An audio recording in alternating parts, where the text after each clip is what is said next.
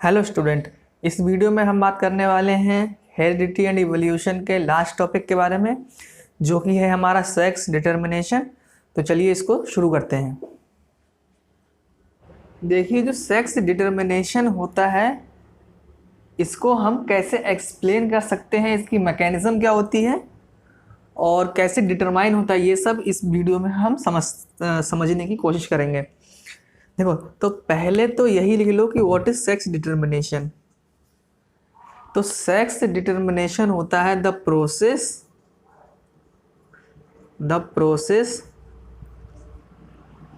By which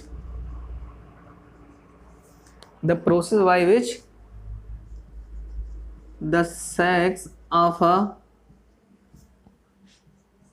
person is determined.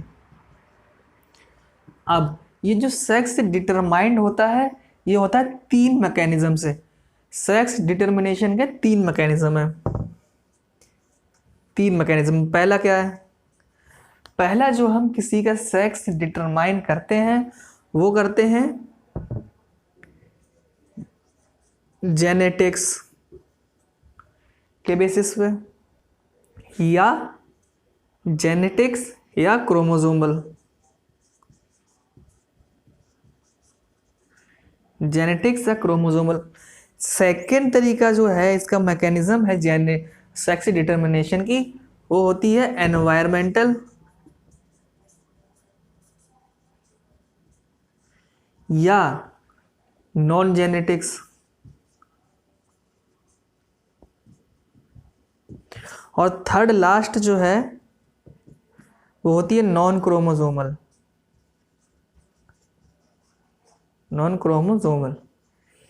इन तीन process से हम लोग सेक्स डिटरमाइन करते हैं, जेनेटिक्स के बेसिस पे या क्रोमोसोमल के बेसिस पे, एनवायरनमेंट या नॉन जेनेटिक्स के बेसिस पे और नॉन क्रोमोसोमल के बेसिस पे।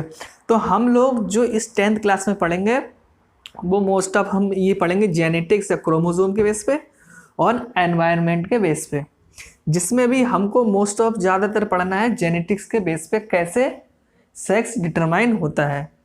ठीक है, तो चलिए अब इसमें आगे। तो इसमें जो अब हम पढ़ेंगे, इसमें हम लोग पढ़ने वाले हैं डिप्लॉयड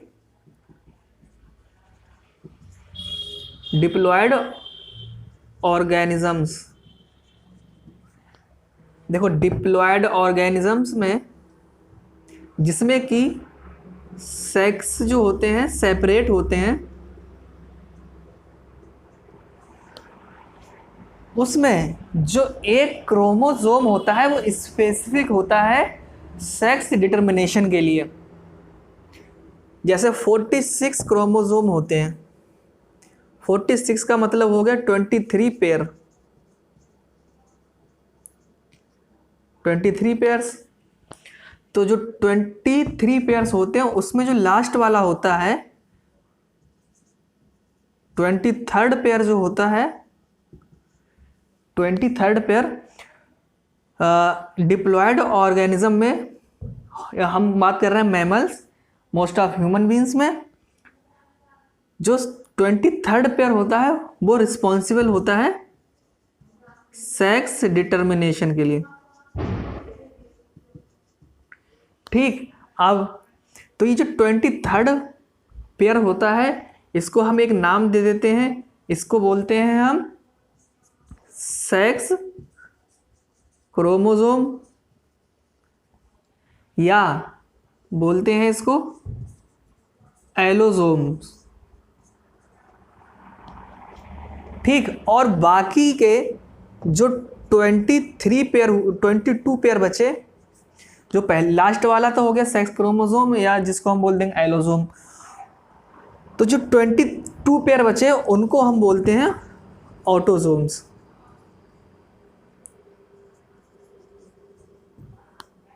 ऑटोसोम्स बोलते हैं इनको, जो 22 पेयर्स बचे।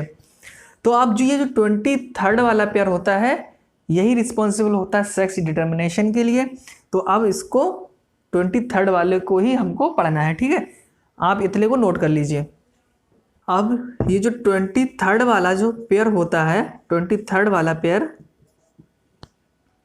इसमें क्या होता है, ह्यूमन बीइंग्स में जो सेक्स क्रोमोसोम यानी अभी जो 23rd पेयर है ये क्या हुआ हमारा, सेक्स क्रोमोसोम। ठीक, अब ये जो सेक्स क्रोमोसोम होते हैं ये मेल में और फीमेल में अलग अलग तरीके के होते हैं। जैसे जो मेल में होते हैं उसमें होते हैं एक्स और वाई टाइप के, यानी कि डिफरेंट क्रोमोसोम होते हैं। और जो फीमेल वाला होता है, फीमेल होती है, उसमें होते हैं एक्स और एक्स क्रोमोसोम। इसीलिए जो मेल वाला होता, और जो एक चीज़ और इसमें बता दूं, जो मेल वाला होता है इसमें जो इसका एक्स क्रोमोसोम होता है वो होता है बड़ा, और ये जो वाई होता है वो होता है छोटा। ठीक, यहां तक बात समझ में आई।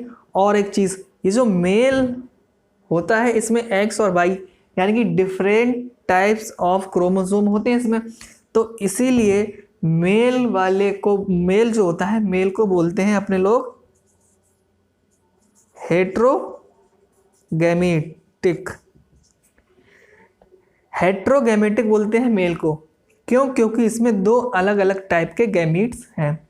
और जो फीमेल्स होती है इसको बोलते हैं होमोगैमेटिक, होमोगैमेटिक। ठीक है, जो फीमेल्स में पाए जाते हैं एक्स एक्स क्रोमोसोम और इसको बोलते हैं होमोगैमेटिक। मेल वाले में होते हैं एक्स और वाई, दो अलग अलग तरीके के क्रोमोसोम, इसलिए इसको बोलते हैं हेट्रोगैमेटिक। ठीक है, इसको जो है यहाँ तक अब जो है लिखिए आप। मेल्स में स्पर्मेटोजेनेसिस, मेल्स में स्पर्मेटोजेनेसिस प्रोसेस के बाद दो गैमीट प्रोड्यूस हुए एक्स और वाई। फीमेल्स में ऊजेनेसिस प्रोसेस के बाद दो गैमीट प्रोड्यूस हुए, वो है एक्स और एक्स। अब ड्यूरिंग फर्टिलाइजेशन, अब इनका फर्टिलाइजेशन जब होगा, इस सिस्टम में फर्टिलाइजेशन,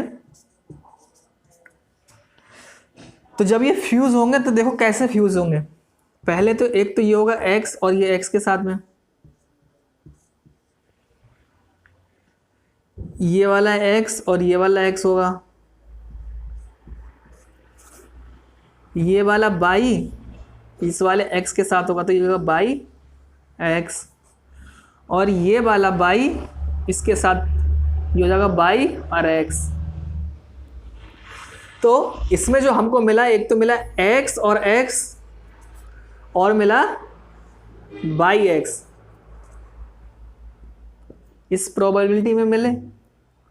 तो इसमें जो एक्स और एक्स वाला आफ्टर फर्टिलाइजेशन जो होगा वो तो बनेगा जाके गर्ल चाइल्ड, ये क्या होगा गर्ल चाइल्ड, और ये वाला जो होगा वो क्या बनेगा बॉय, डिफरेंट सेक्स।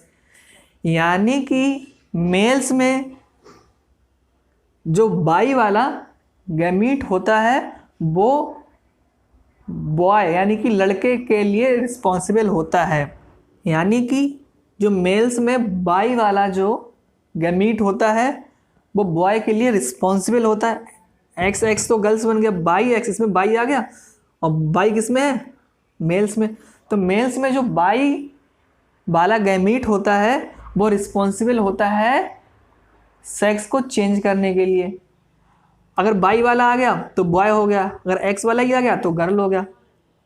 ठीक है, तो इसमें जो बाई वाला जो होता है ये क्रोमोसोम गैमीट, ये बाई वाला जो गैमीट होता है इसीलिए इसको बोलते हैं हम एंड्रोसोम, एंड्रोसोम। इस बाई वाले गैमीट को हम बोलते हैं एंड्रोसोम। यही जो है रिस्पॉन्सिबल होता है एक बॉय के लिए। ठीक है, जो अभी तक हमने पढ़ा वो था जेनेटिक्स या क्रोमोसोम के बेसिस पे सेक्स डिटर्मिनेशन। ये है हमारा एनवायरमेंटल डिटर्मिनेशन ऑफ सेक्स, कैसे एनवायरमेंट से सेक्स को डिटरमाइन करते हैं। तो इसका एक एग्जांपल लेके समझते हैं। एक मैराइन वॉर्म होता है जिसको बोलते हैं बोनेलिया। बोनेलिया ये क्या होता है, इसका कोई सेक्स नहीं होता है, no sex, no sex larva. ये क्या करता है, बॉटम पे जाके जो है रहने लगता है, ठीक। फिर ये बॉटम पे जाके जब ये रहने लगता है तो ये एक लार्ज फीमेल में अपने आप ही कन्वर्ट हो जाता है। कन्वर्ट होने के बाद ये किसी ऐसे, और ये जो कन्वर्ट होता है ये कन्वर्ट होता है फीमेल में, फीमेल में कन्वर्ट हो जाता है। फीमेल में कन्वर्ट होने के बाद फिर ये एक ऐसी जो पहले से ही फीमेल हो उसके कांटेक्ट में आता है, और उसके कांटेक्ट में आने के बाद फिर कांटेक्ट में आने के बाद पुरानी वाली फीमेल्स के कांटेक्ट में आने के बाद ये जो नई फीमेल्स है, पुरानी फीमेल्स जो है कि केमिकल निकलता है जो कि एक लार्वा को प्रोड्यूस करता है इसमें, और वो लार्वा इस फीमेल के यूटेरस में एक पैरासाइट की तरह रहता है। इस फीमेल में अब क्या, ये जो फीमेल जो बना इसमें एक लार्वा बन जाएगा, और वो लार्वा इस फीमेल के यूटेरस में रहेगा एक पैरासाइट की तरह। तो ये तो एक एग्जांपल हो गया इसका, एक एग्जांपल इसका ये हो गया। दूसरा ले लो, दूसरा एग्जांपल ले लो इसमें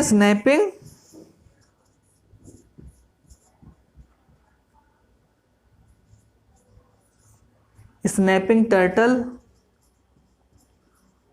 और अमेरिकन एलिगेटर। अमेरिकन एलिगेटर ये भी, इनका भी जो सेक्स है वो भी एनवायरनमेंट के हिसाब से ही डिटरमाइंड होता है। तो ये तो हमारा हो गया एनवायरमेंटल डिटर्मिनेशन ऑफ सेक्स। जो नेक्स्ट वाला जो हमारा है वो है non chromosomal, on the basis of non chromosomal determination of sex. तो पहले इतने को नोट कीजिए। इसमें जो अब हमारे पास है ये है बाई नॉन क्रोमोसोमल जीन। इससे कैसे होता है, देखो ये मोस्ट ऑफ बैक्टीरिया में यही होता है। बैक्टीरिया में जो जीन होता है वो प्लाज्मिड में होता है, और प्लाज्मिड ही जो है सेक्स को डिटरमाइन करता है, ठीक है। इसीलिए ये जो इस प्रोसेस होती है डिटर्मिनेशन ऑफ सेक्स, तो ये जो बैक्टीरिया में होता है इसको, इस मैकेनिज्म को एक स्पेसिफिक नाम दे देते हैं, क्योंकि जो बैक्टीरिया का जीन होता है वो प्लाज्मिड में होता है, और प्लाज्मिड ही डिटरमाइन करता है, ये ट्रांसफ़र नहीं होता है। तो इस जो डिटर्मिनेशन ऑफ सेक्स होता है इस non chromosomal gene in bacteria, इसको एक अलग नाम देते हैं जिसको बोलते हैं nonallosomic genic determination of sex. Nonallosomic genic determination of sex ये किस में होता है, मोस्ट ऑफ बैक्टीरिया में। ये यहां भी लिख लेना, किस में, बैक्टीरिया में।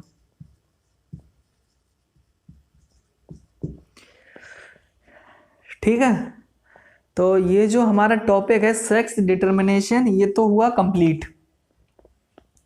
3 तरह के हमने सेक्स डिटर्मिनेशन के मैकेनिज्म पढ़े। पहला हमारे पास जो था वो था जेनेटिक और क्रोमोसोम के बेस पे, सेकंड वाला था वो था एनवायरनमेंट और नॉन जेनेटिक के बेस पे, और थर्ड वाला जो है ये हमारा थर्ड ये है वाई नॉन क्रोमोसोमल जीन, जो कि होता है बैक्टीरिया में मोस्ट ऑफ टाइम, और इस प्रोसेस को एक स्पेसिफिक नाम दे देते हैं, इसके बोलते हैं nonallosomic genic determination of sex. ठीक है, तो इस वीडियो को यहीं ओवर करते हैं, मिलते हैं नेक्स्ट वीडियो में, तब तक के लिए गुड बाय।